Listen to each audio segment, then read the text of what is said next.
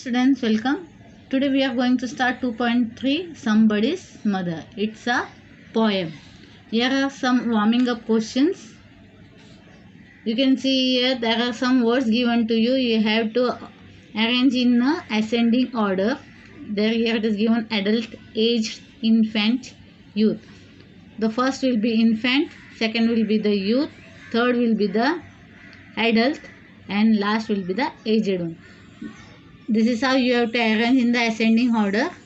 And here are the similar word chains given here. The words given for the rain, that is drizzle, wind is a breeze. You have to give 3 more words for that particular given word. Now let's start with the poem. Somebody's mother. The woman was old and ragged and grey and bent with the chill of the winter's day. The streets were white with the recent snow, and the woman's feet with age were slow.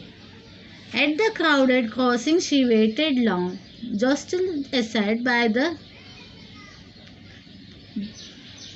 careless throng of human beings who passed her by, unheeding the glance of her anxious eye.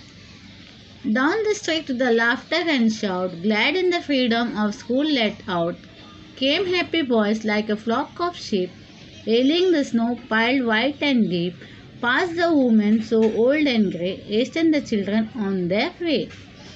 None offered a helping hand to her, so weak and thin, afraid to stir, lest the carriage wheels on or the horse's feet should trample her down in the slippery street. At last came out of the merry troop the gayest boy of all the group. He paused beside her and whispered low, I will help you across if you wish to go. Her aged hand on his strong young arm she placed, and so without hurt or harm she guided the trembling feet along, proud that his own were young and strong. Then began back again to his friends he went, his young heart happy and well content.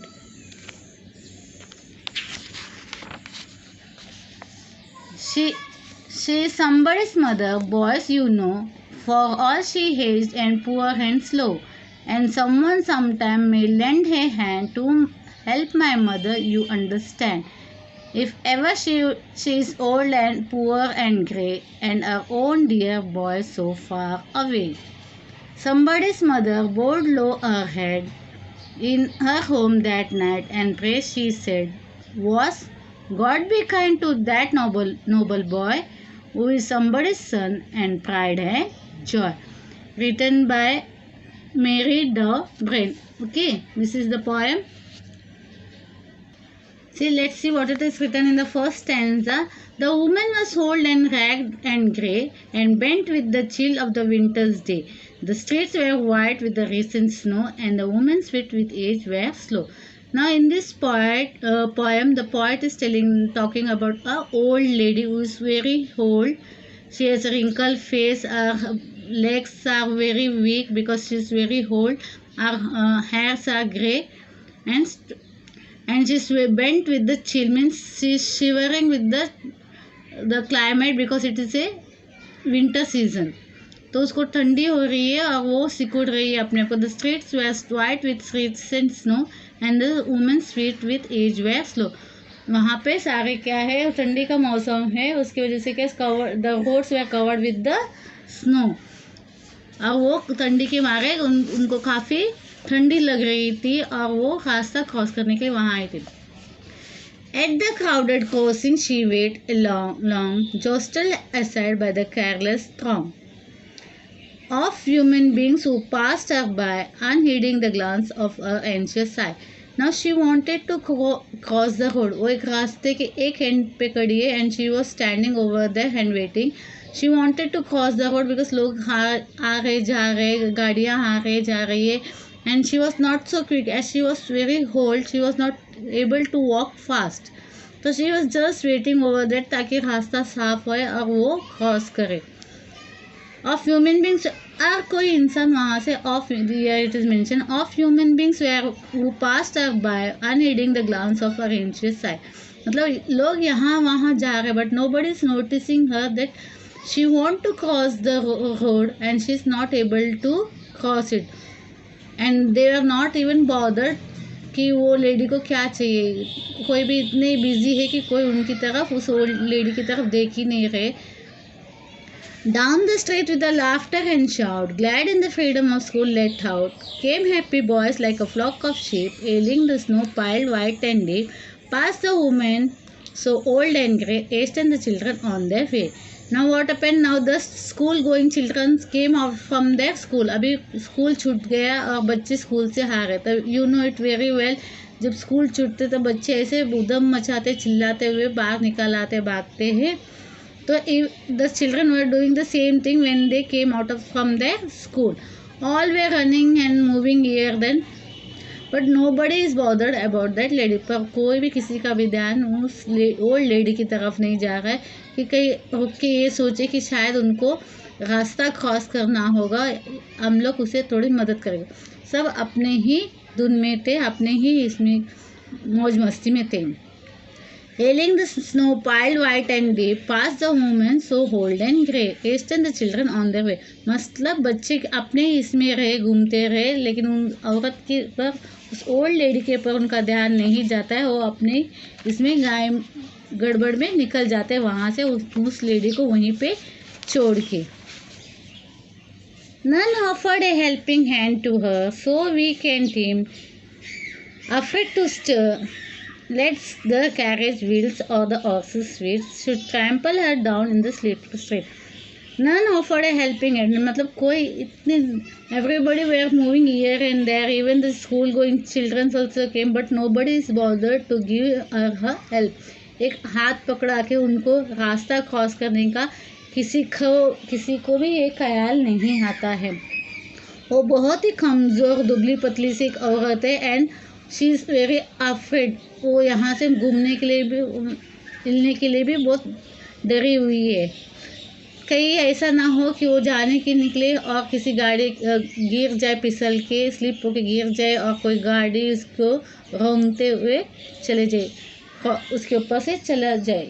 तो she is very much afraid of that, and she is just standing over that and nobody is bothered to help her in crossing the road.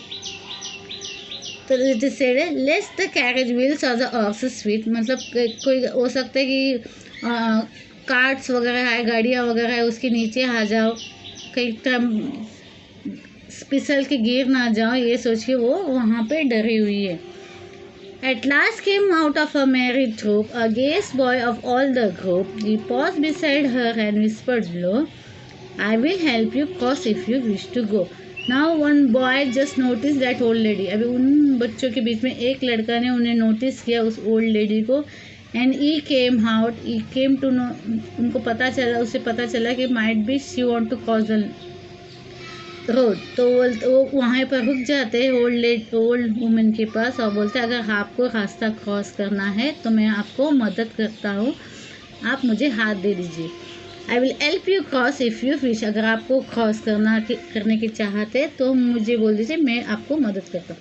Her aged hand on his strong young arm she placed, and so without hurt or harm he guided the trembling feet along, proud that his own were young and strong. Then back again to his friend he went, his young heart happy, well content. Now what did that boy do? He just helped that old lady in crossing the road. उसके हाथ अपने हाथों में लेके उसके पैर, he was a young boy, तो उसके पैर वगैरह क्या थे, मजबूत थे।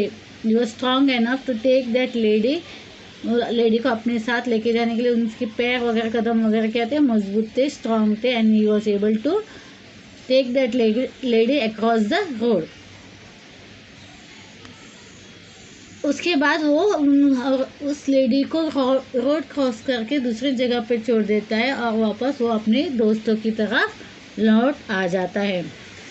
Then back again to his friends he went, his young heart happy, well content. Now he is quite happy कि वो उस एक ओल्ड लेडी को रास्ता क्रॉस कराने में मदद की, क्योंकि इस बात से वो काफ़ी खुश हो गए और खुश होते होते अपने दोस्तों के पास वापस लौट गए। She is somebody's mother, boys you know, for all she hates and poor and slow, and someone sometime may lend her hand to help. My mother, you understand. If ever she had old and poor and grey, and her own dear boy so far away. Now what the boy is telling to his friends, अपने दोस्तों के पास लौटने के बाद वो boy लड़का क्या बोलता है, वो किसी की माँ हो सकती है, बुजुर्ग है, एजड है, उसकी कोई नहीं है, गरीब है, हो सकता है उसको उनको देखने वाला कोई नहीं है. And sometimes someone would may lend a hand to helping my mother. मतलब वो क्या बोलता है, हो सकता है एक वक्त ऐसा है जब मेरी माँ ओल्ड हो जाएगी और उनको भी कोई इस तरह मेरी तरह कोई सामने आके उनको मदद कर देगा, हाथ देगा, उसको रास्ता क्रॉस कराने में मदद कर सकता है. If she is old poor and rich, जब वो बहुत ओल्ड हो जाएगी तो हो सकता है कोई मेरे जैसे ही लड़का कोई आके उसको सेवा मदद करे और उसको रास्ता क्रॉस कराने में या रास्ता दिखाने में मदद करे, क्योंकि उसका अपना कोई वहाँ आसपास नहीं हो सकता है. हो सकता है मैं कहीं और दूर हो और मेरे माँ का देखभाल करने के लिए या देख रेख करने के लिए कोई और ना हो. तो मीन्स व्हाट इज सेइंग, अगर आज हम अपने किसी को मदद कर रहे, हो सकता है जब हमें कोई ज़रूरत पड़ेगी या हमारे अपने को कोई ज़रूरत पड़ेगी किसी मदद के, तो कोई और भी सामने आ सकता है इस तरह. Somebody's mother bowed low her head in her home and night, and the prayer she said was, "Good God, be kind to that noble boy who is somebody's son and pride and joy." Now that old lady जिसको इस लड़की ने मदद की घर cross करने के लिए, रोड क्रॉस कराने के लिए इसने मदद की, तो आज अभी वो अपने घर में जाके भगवान के पास क्या कर रही है, प्रे कर रही है कि इस बच्चे को जो वो चाहता है उसकी ज़िंदगी में बहुत सारी खुशियाँ उसको मिले, क्योंकि बहुत ही अच्छा लड़का, is a good and kind noble boy who is somebody's son and pride and joy. हो सकता है वो किसी का बच्चा है, वो किसी का बेटा है, हो सकती है वो माँ बहुत उसको अभिमान होगा क्योंकि उसका बच्चा इतना अच्छा है, समझदार है, किसी ज़रूरतमंद की ज़रूरत के वक्त वो उसके काम आया है. Now this is about the somebody's mother. I hope you got this poem. हम लोग काफ़ी हम आजकल के हमारे लाइफ इतनी ये हो चुके हैं कि हम किसी की और की तरफ नहीं देखते. कोई बुज़ुर्ग इंसान यहाँ जा रहा है, उसे उसमें हिम्मत नहीं है क्रॉस करने की या चलने की, चल नहीं पा रहे ढंग से, कोई रुक के उनको मदद नहीं करता है, सब अपने ही इसमें रहते. तो वही पोएम में वो महसूस कराना चाहते हैं, पोएट बताना चाहते हैं कि अगर आप कहीं पे रास्ते में देख रहे हैं या कहीं पे आप आस पड़ोस में देख रहे हैं कि कोई ऐसा बुज़ुर्ग है जिसको किसी की ज़रूरत हो, तो आप लोग उसे मदद कर दीजिए. Because it is something a privilege, एक खुशी हो मिलती है हम किसी के काम आते हैं. तो कभी हो सकता है कि हमारे ज़रूरत के पर कोई हमें सहायता करने के लिए आए. तो this is how it is mention in this poem somebody's mother. यहाँ एक माँ की बात की गई थी जो बहुत ही ओल्ड एज है, ठीक से चल नहीं पा रही है, ठंडी के मारे सिकुड़ रही है और रास्ता क्रॉस करना चाहती है. उसे क्रॉस कराने के लिए कोई नहीं सामने आता, सिर्फ एक लड़का एक सामने आता है, उसको रोड क्रॉस करा के उसे उसकी मंजिल तक पहुंचा देता है. एंड वो माँ बहुत खुश हो जाती है और भगवान से प्रार्थना करती है कि उस बच्चे के लिए जो बहुत ही अच्छा, काइंड एंड नोबल है, और वो चाहती है कि उसकी सारी दुनिया की खुशियाँ मिली. और हो सकता है उसकी माँ भी बहुत अपने आप को भाग्यशाली समझे कि उसका बेटा उतना एक काबिल है कि किसी और की सेवा कर सके. Okay, this is what it is mention in this poem. Bye, see you in the next.